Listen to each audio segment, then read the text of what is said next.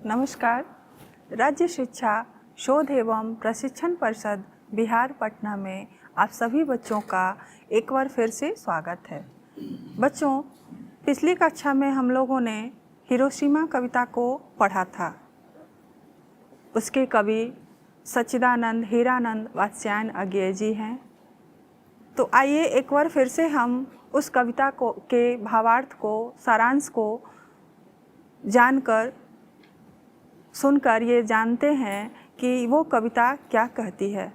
बच्चों, हिरोशिमा कविता हिरोशिमा पर अमेरिका द्वारा बरसाए गए बम के परिणाम स्वरूप लिखा गया था। अज्ञेय जी जब हिरोशिमा घूमने गए थे तो वहाँ के विभीषक दुर्दांत विभीषिका को देखकर उनके मन में ये भावना जगी कि क्यों नहीं लोगों को इसके बारे में बताया जाए, क्यों नहीं लोगों को ये सचेत किया जाए कि अगर हम विज्ञान और प्रौद्योगिकी का एक सीमा से बाहर प्रयोग करते हैं तो वो प्रकृति के लिए खतरा बन सकता है। वो ये सोच ही रहे थे कि उनकी नज़र एक ऐसे झुलसे हुए पत्थर पर पड़ी जिस पर मानव का छाया मात्र बचा था, अर्थात वो मानव भाप बनकर उड़ गया था जलकर, और उसकी छाया का शेष उस पत्थर पर रह गया था। वहाँ की पत्थरें उस दुर्दांत विभीषिका की कहानी कह रही थीं। वो पत्थर केवल एक पत्थर नहीं था, वहाँ पे जितने सारे पत्थर थे सब उस विभीषिका को बयां कर रहे थे। वो बता रहे थे कि किस तरह यहाँ पे एक बहुत ही दुखद घटना घटी है। वो घटना थी कि अमेरिका ने 6 अगस्त 1945 को हिरोशिमा पर बम बरसाया था, और वो बम उसने अपने आणविक प्रयोग के लिए बरसाया था।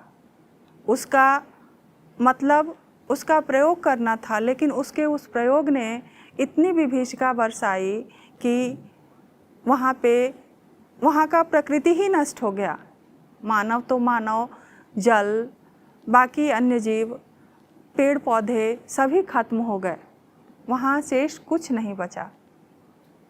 वो अणुबम इस तरह से अचानक से आया, लगा जैसे सूरज का उदय हुआ है, लेकिन वो सूरज पूरब से नहीं, नगर के बीचों बीच उगा था, और वो उगा नहीं था, बरसा था, और उसके छींटे, उसकी प्रकाश इतनी भयानक थी कि लोग उसमें जलने लगे।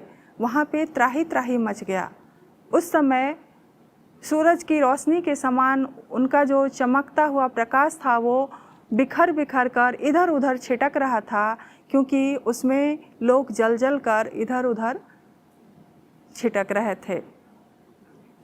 उसके बाद कुछ ही समय के बाद वो शांत होता है धीरे धीरे, लेकिन वहाँ के जले हुए चीज़ों पर वो अपनी छाप छोड़ देता है, और वो छाप युगों युगों तक उस कहानी को बताता है कि यहाँ पे प्रकृति पर मानव ने कैसा कहर बरपाया था। बच्चों, अब हम आते हैं उस पाठ से जुड़े कुछ महत्वपूर्ण प्रश्नों को देखते हुए उस पाठ का पुनराभ्यास करते हैं और देखते हैं कि आप लोगों ने उस पाठ को कहाँ तक याद रखा है। तो आइए देखते हैं हम लोग अपने स्क्रीन पर। पहला प्रश्न है हमारा, अज्ञेय का जन्म कब हुआ? क 1910 ईस्वी, विकल्प ख 1911 ईस्वी, विकल्प ग 1912 ईस्वी, और विकल्प घ 1913 ईस्वी। बच्चों, आप लोगों को हमने पिछली कक्षा में ये बताया था, तो आप लोग इसको सोचिए, ध्यान कीजिए कि आप लोगों को ये याद है कि नहीं, अज्ञेय जी का जन्म कब हुआ था। आपने ठीक समझा।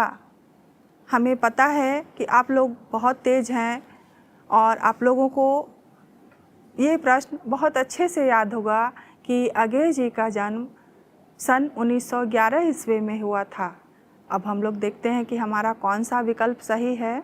विकल्प ख 1911 ईस्वी हमारा सही उत्तर है। अगला प्रश्न है हमारा, हिरोशिमा कविता किसका चित्रण करती है? विकल्प क प्राचीन सभ्यता की खुशहाली का, विकल्प ख आधुनिक सभ्यता के विकास का, विकल्प ग प्राचीन सभ्यता की मानवीय विभीषिका का और विकल्प घ आधुनिक सभ्यता की दुर्दांत मानवीय विभीषिका का। बच्चों, जैसा कि हम लोगों ने इस कविता को पढ़कर जाना था कि हिरोशिमा कविता आधुनिक सभ्यता के मानवीय दुर्दांत विभीषिका का वर्णन करता है, क्योंकि इसमें जापान के हिरोशिमा शहर पर आणविक प्रयोग का वर्णन किया गया है और ये बताया गया है कि उस प्रयोग के कारण वहाँ पे क्या दुर्दशा हुई थी। इसलिए यह मानव के दुर्दांत विभीषिका का, विभीषक प्रयोग का वर्णन करता है। तो हम लोग देखते हैं कि हमारा कौन सा विकल्प सही है। बच्चों, इसका विकल्प घ आधुनिक सभ्यता की दुर्दांत मानवीय विभीषिका का सही उत्तर होगा, क्योंकि हिरोशिमा कविता में इसी का चित्रण किया गया है। अगला प्रश्न है हमारा, हिरोशिमा कविता के कवि कौन हैं?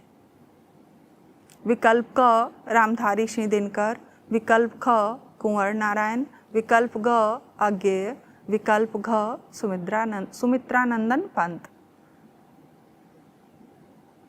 आप लोगों को तो पता ही होगा कि हिरोशिमा कविता के कवि कौन हैं। जैसा कि हम लोग जानते हैं, हम लोगों ने पढ़ा शुरू में कि इस कविता की रचना अज्ञेय जी ने की थी, जिनका पूरा नाम सच्चिदानंद हीरानंद वात्स्यायन अज्ञेय है। तो हम लोग देखेंगे कि हमारा कौन सा विकल्प सही है। तो विकल्प ग अज्ञेय हमारा सही उत्तर होगा। अगला प्रश्न है हमारा, हिरोशिमा कविता अज्ञेय के किस काव्य संग्रह से संकलित है? विकल्प क सदा नीरा, विकल्प ख विपथगा, विकल्प ग बाबरा अहेरी, विकल्प घ लौटती पगडंडियाँ।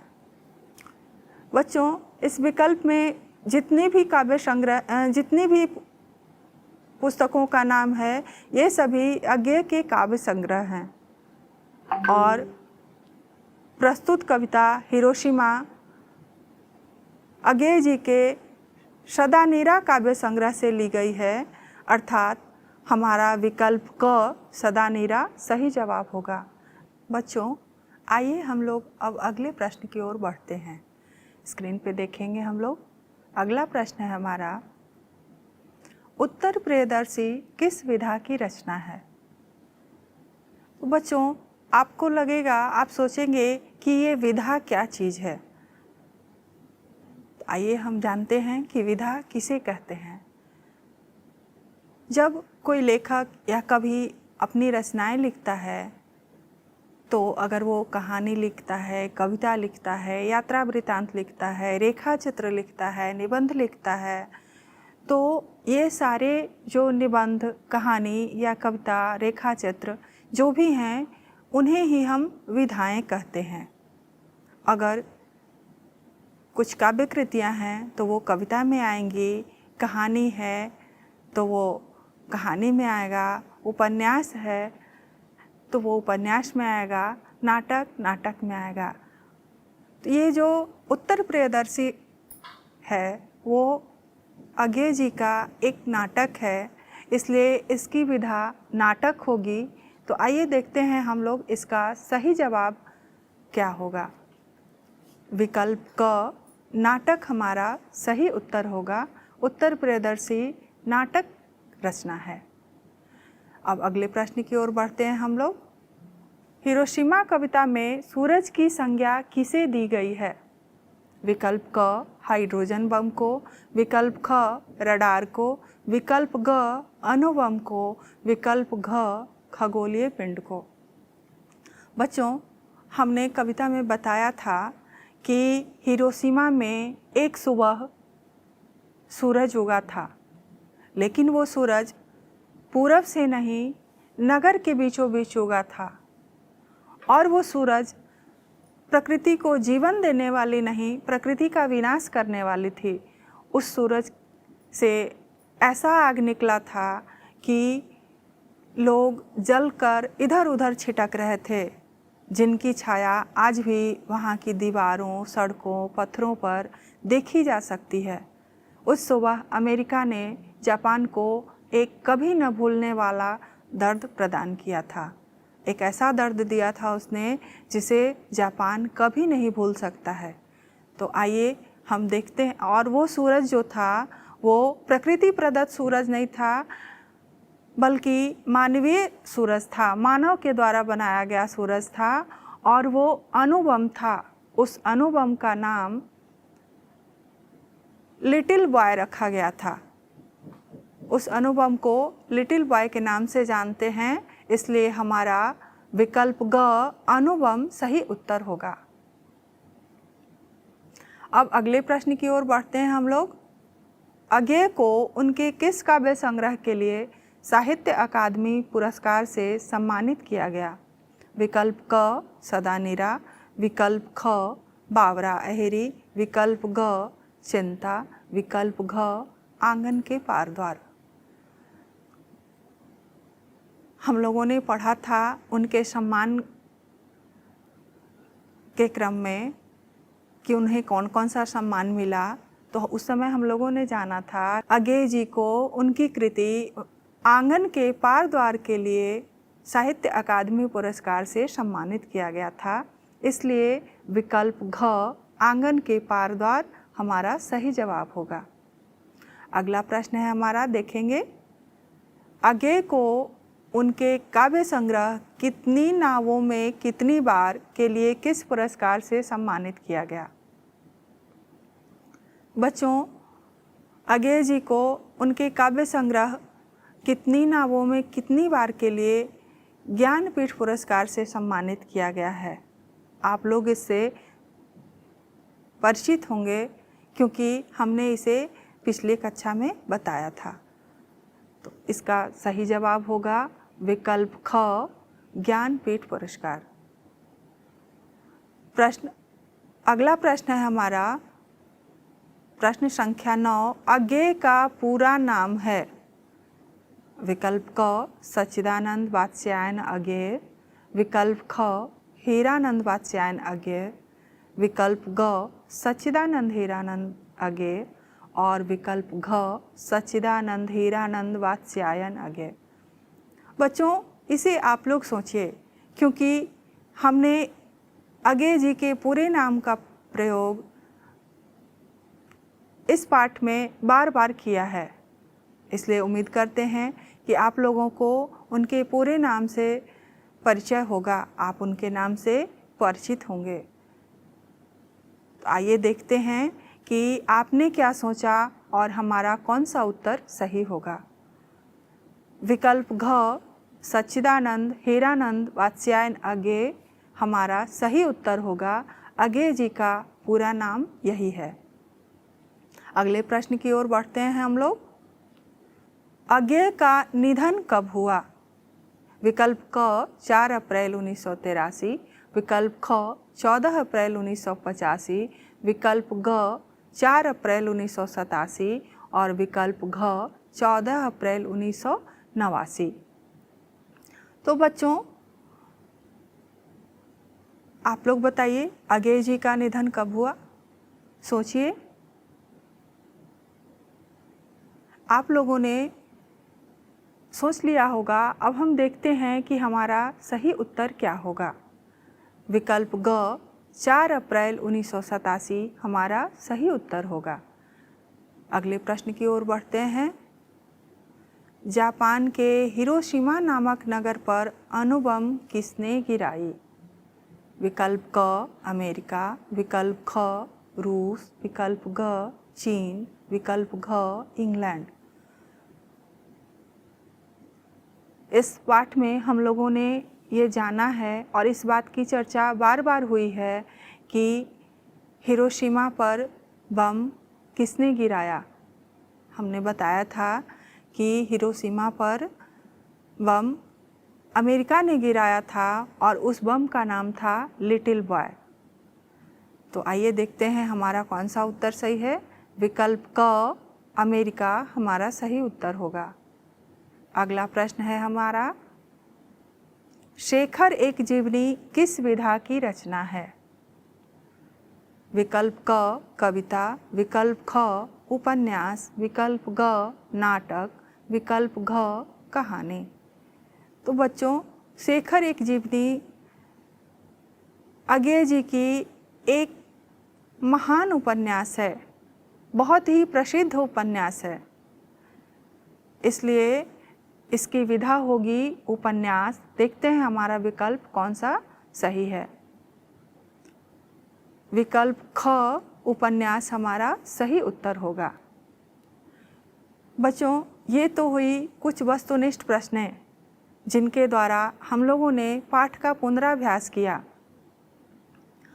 आइए अब हम जानते हैं पाठ से संबंधित कुछ और विशेष प्रश्नों के बारे में कि उनका जवाब हम किस तरह से देंगे।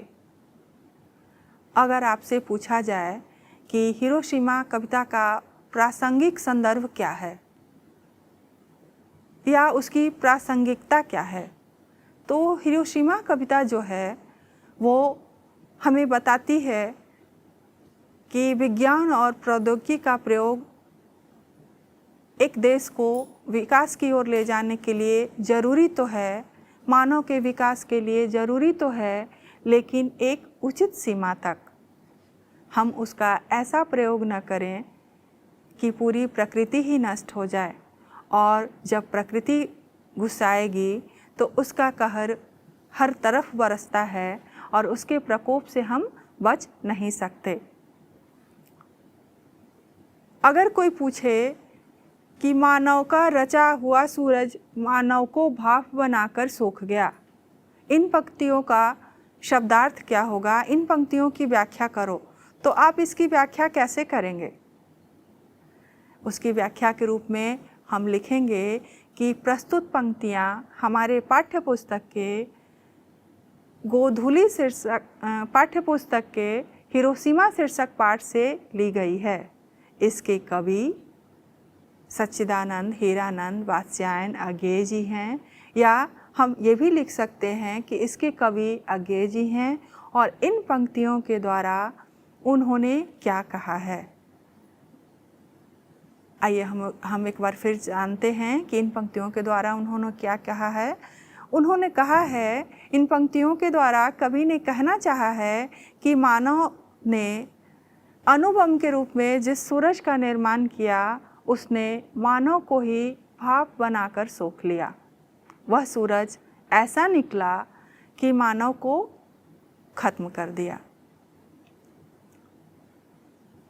अगर आपसे इस कविता से संबंधित और प्रश्न पूछे जाते हैं, जैसे इस कविता से संबंधित कोई दीर्घोत्तरीय प्रश्न पूछे जाते हैं, इससे ज़्यादा लंबी पंक्तियाँ दी जाती हैं, तब भी हम उसी तरह से लिखेंगे कि प्रस्तुत कविता हमारे पाठ्यपुस्तक के हिरोशिमा शीर्षक पाठ से ली गई हैं और उसके कवि अज्ञेय जी हैं, और इस पंक्तियों के द्वारा उन्होंने ये कहा है।